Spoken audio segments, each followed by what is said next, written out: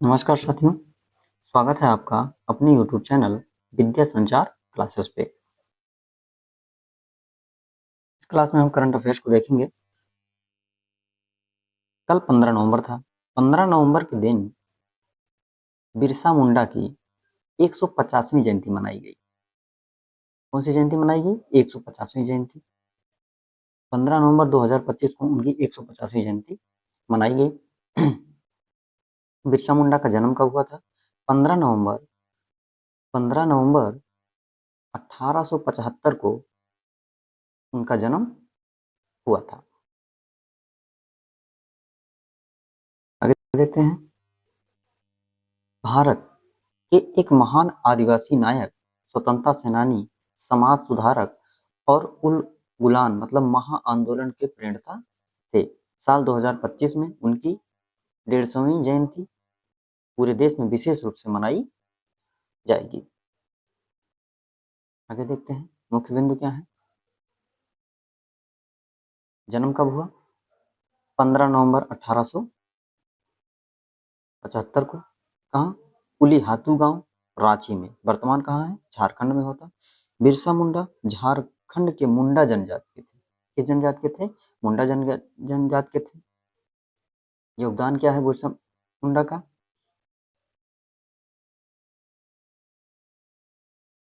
उन्होंने ब्रिटिश शासन और दमनकारी जमींदारी प्रथा के विरुद्ध आदिवासियों को एकजुट किया। उनका आंदोलन उल गुलान के नाम से प्रसिद्ध है। कौन सा आंदोलन? उल गुलान। एग्जाम में पूछ सकता है उल गुलान आंदोलन जो है किससे संबंधित है, तो किससे बताएंगे? बिरसा मुंडा से। एक आदिवासी जनजाति है, मतलब एक आदिवासी आंदोलन था। आगे देखते हैं। उन्होंने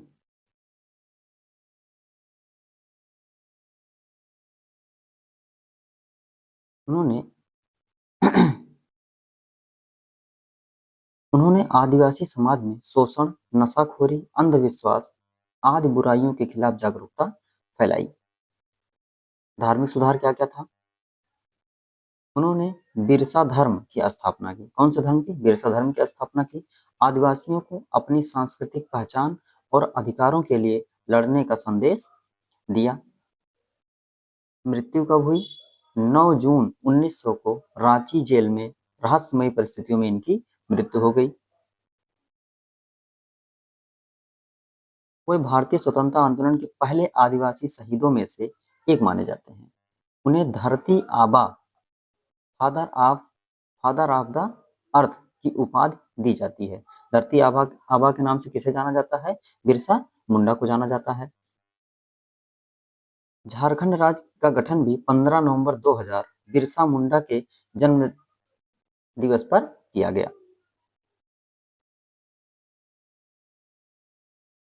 क्वेश्चन क्या क्या बन सकता है? बिरसा मुंडा की 150वीं जयंती किस वर्ष मनाई जाएगी? 2025 में। उल गुलान आंदोलन किसने चलाया? बिरसा मुंडा ने। बिरसा मुंडा किस जनजात से थे? मुंडा जनजात थे। और बिरसा मुंडा को किस उपनाम से जाना जाता है? धरती आबा के नाम से।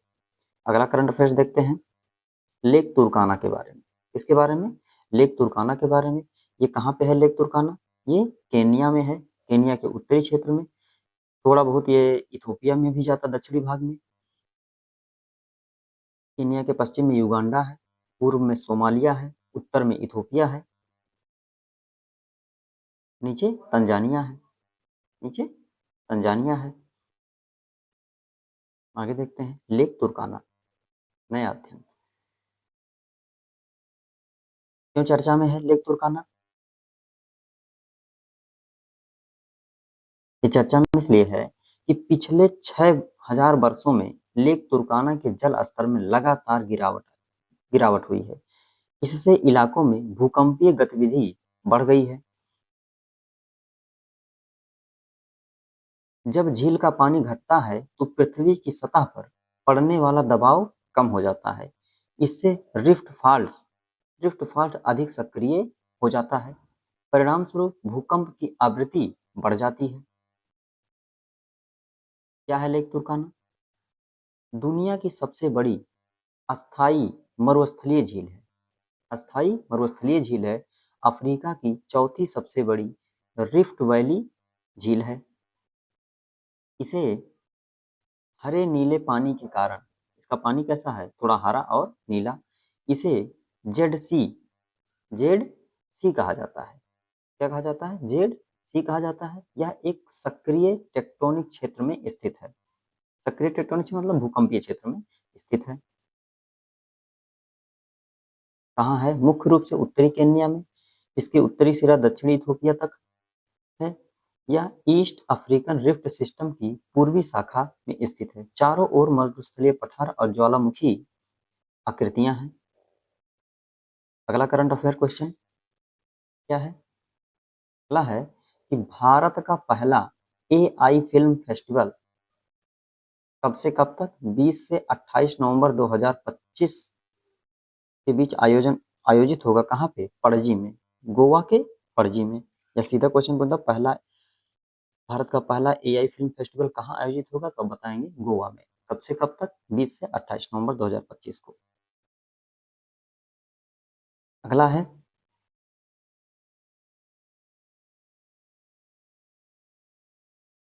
स्वास्थ्य और परिवार कल्याण मंत्रालय की एक रिपोर्ट के अनुसार, स्वास्थ्य और परिवार कल्याण मंत्रालय की एक रिपोर्ट के अनुसार भारत में टीबी के मामले में 21% की कमी आई है। कितने प्रतिशत की कमी आई है, 21% की कमी आई है।